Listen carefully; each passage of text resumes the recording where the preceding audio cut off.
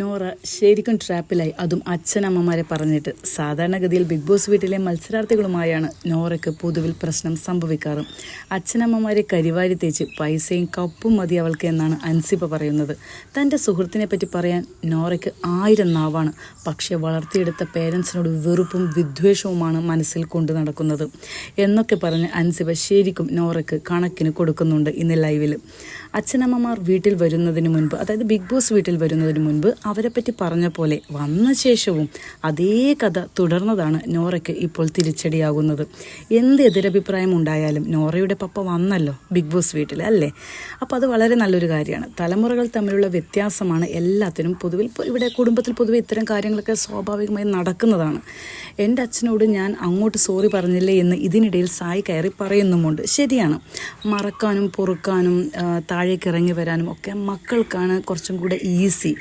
അച്ഛനമ്മമാർ അവർ പൊതുവെ പഴയൊരു തലമുറയിൽപ്പെട്ട ആൾക്കാരാണ്. അവർക്ക് പെട്ടെന്ന് ചേഞ്ച് ചെയ്തിട്ട് മുന്നോട്ട് വരിക ബുദ്ധിമുട്ടാണ്. അപ്പോൾ ഈ തലമുറയിൽപ്പെട്ട ആൾക്കാർ അത് മനസ്സിലാക്കിയിട്ട് അതിനനുസരിച്ച് പെരുമാറുന്നതാണ് ബുദ്ധിപരമായിട്ടുള്ളൊരു കാര്യം.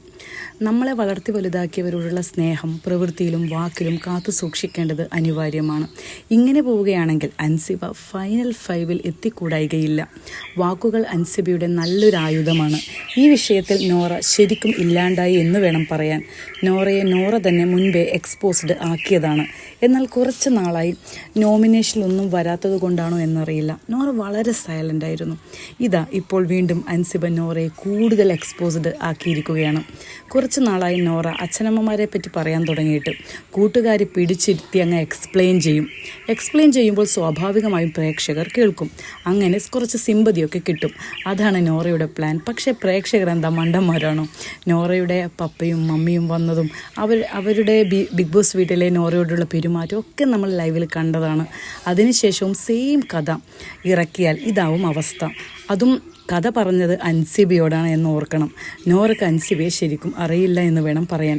വരും ദിവസങ്ങളിൽ നോറയും അൻസിബയും കൂടുതൽ കൊമ്പ് കോർക്കുന്നത് നമുക്ക് കാണാൻ കഴിയും. നന്ദി, നമസ്കാരം.